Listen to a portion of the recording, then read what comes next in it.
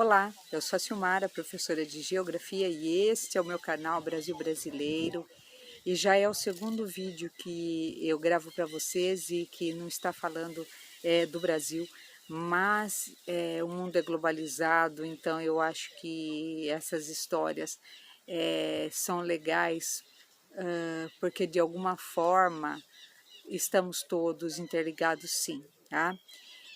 Meu fundo ali, gente, é de palha e eu estou tentando me proteger aqui de um vento tremendo que está lá fora. Então, se algum som aí estranho é vento, né? E tem pessoas conversando na vizinhança, enfim. Estou aqui numa rede para gravar para vocês, o fundo tudo ferrado lá atrás, mas espero que o conteúdo ele consiga atingir seu objetivo, ser mais importante do que o fundo, tá? Então vamos lá, né? Eu vim falar sobre a personalidade Evita Peron, que antes de ser Evita Peron era Eva e Eva seria Eva sem Peron, tá? É legal isso, né? Mas vamos lá, quem foi essa celebridade? Quem foi esse ícone mundial? A, a Eva nasceu no interior da Argentina, filha de uma mãe costureira e de um pai do exército, é, de, um, de uma união não legítima para a época. O termo aqui, gente, né, é que eu acho, não, por exemplo, eu não acho que existam filhos ilegítimos, tá? Eu estou falando que é um termo que era utilizado na época. Então, cabelinho me enchendo a paciência aqui. Era o termo utilizado na época. Mas ela foi, de alguma forma, agraciada porque ela consegue o sobrenome do pai, tá? O reconhecimento, coisa que os irmãos dela não conseguiram. Ela vem de uma família, acho que de 5 irmãos, ela é a quinta e só ela conseguiu, os outros não. E diz que essa menina, desde pequena, ela falava que ela iria ser alguém muito famoso na vida, que ela casaria com um rei ou com um presidente ou com um ator muito famoso e que ela seria uma atriz muito famosa. E foi concluído com sucesso, dá uma ticada aí, né? Foi concluído com sucesso. Aos 15 anos de idade, essa menina deixa o interior e ela vai para a capital da Argentina, Buenos Aires. E ela parte para o lado mesmo das artes e aos 16 ela já era famosa. Aos 16 anos ela era famosa. Ela começou fazendo teatro e aquelas novelas de rádio da época, tá? E ela era muito bonita, ela era muito arrumada. Gente, até hoje existem mulheres argentinas que elas se espelham nos modelos que a Evita utilizava, inclusive nos penteados dela. São aqueles penteados clássicos usados para noiva, sabe? É o que ela usava no dia a dia. Diz que sempre muito bem arrumada, sempre muito bem maquiada, sempre unha feita. Diz que realmente fantástica. E de um coração nobre que lutava por causas sociais. Foi aí, inclusive, que ela encontra o Perón. O que aconteceu?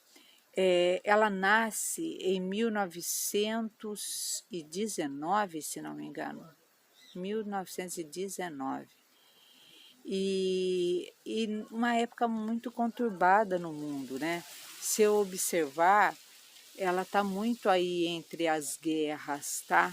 Entre a Primeira e a Segunda Guerra, entre quebra da Bolsa de Valores de Nova York, e tudo isso atingiu o mundo inteiro economicamente, a Argentina estava péssima economicamente. Para ajudar, né, como dizia um conhecido, uma feridinha mais para quem está com catapora, né? A Argentina passa por um terremoto. E a Evita resolveu fazer um evento para arrecadar fundo para essas pessoas que foram vítimas desse terremoto. E nesse evento vão celebridades, políticos e o exército. E aí ela encontra, né, pela primeira vez, Juan Perón. Ele era do exército e ele começa a ter ali um relacionamento com a Evita.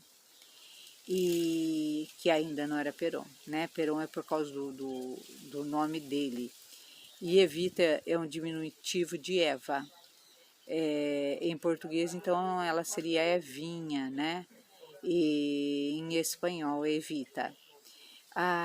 Ela começa a se relacionar com o Perón, e esse Perón atinge a política, e ele chega a ser vice-presidente, e ele começa a lutar no partido dos trabalhadores, e vem um forte nomenclatura de peronismo, isso na Argentina, tá? Muda-se a vestimenta, mas a personalidade é a mesma, a visão é a mesma. Então pega aí a ideia, né? E juntou ali o útil ao agradável. Ele que lutava ali pela questão do trabalhador. Nem sei se lutava muito não, tá? E ela realmente lutava, entendeu? Então estava certo o negócio, né? E ela começa a fazer essas campanhas para esse homem, e esse homem não demorou muito, ele consegue chegar à presidência da Argentina. Ele se casa com a Eva. Dizem que houve uma mudançazinha ali na documentação dela. Olha o vento, ó, acabou de cair um negócio aqui. Para que ela pudesse casar com ele, porque não era muito bem aceito, não, um político casar com alguém tão jovem, tá? E ela começa a fazer campanha para ele, e diz que ela atendia muitos pobres, ela chamava esses pobres de meus descamisados. E isso eu falo com muito respeito,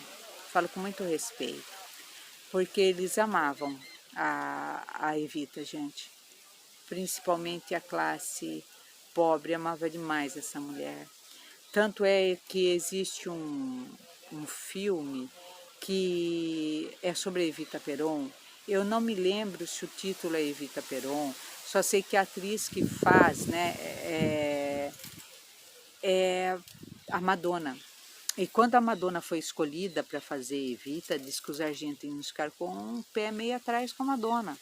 E a Madonna teve que falar para os argentinos que respeitaria a imagem de Evita. Por quê? Porque a Madonna é um símbolo sexy, né? E a Evita é enxergada como uma santa, entendeu? Pelos argentinos. E realmente a Madonna, ela respeitou essa imagem da Evita, tá? E o que acontece, né?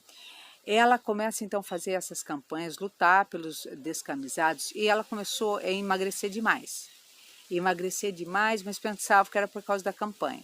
E eles sabiam ali, o governo sabia o que ela tinha, mas estava escondido. Até que um dia ela passa mal perto da multidão, e aí não teve mais jeito de esconder, e foi contado que ela estava com câncer.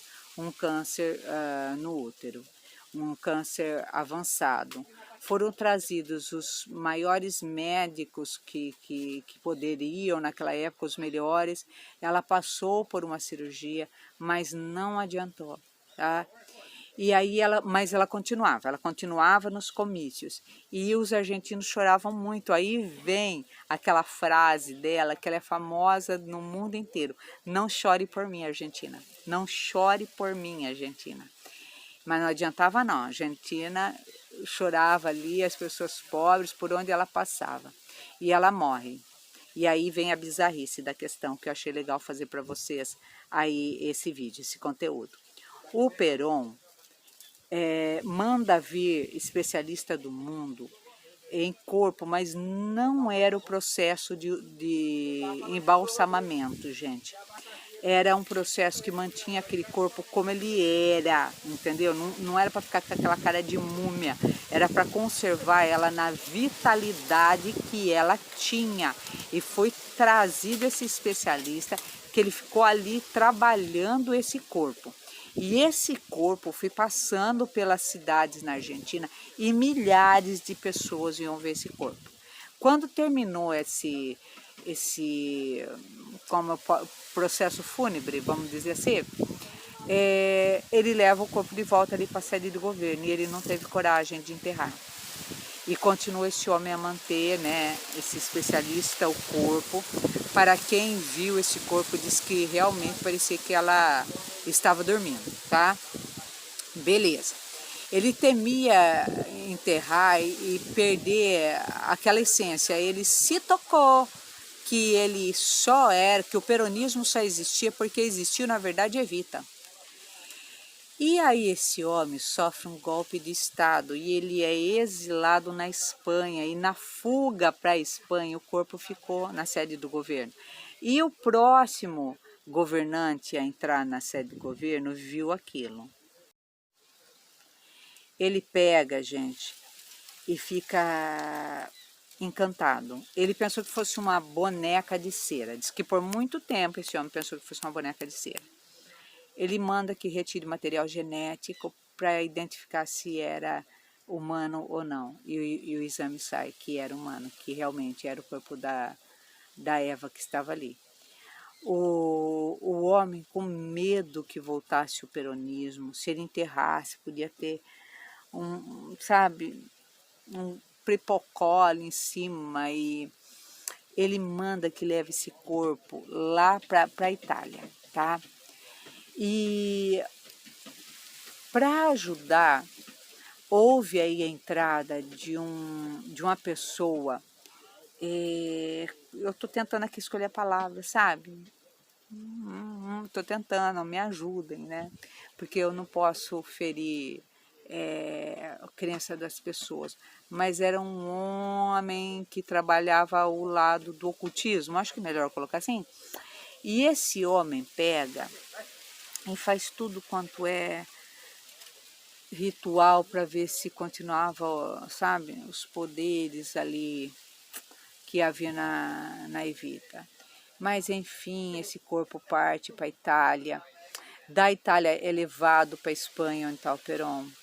O Perón se casa com uma outra mulher chamada Isabel. Ele começa a chamar a Isabel de Isabelita, pensando que ele vai conseguir com isso a mesma paixão dos argentinos pela Isabel. Só que não, só que não. A Isabel pira também e chama esse homem ritualista para que fizesse ritual para que a energia de Evita passasse para Isabel.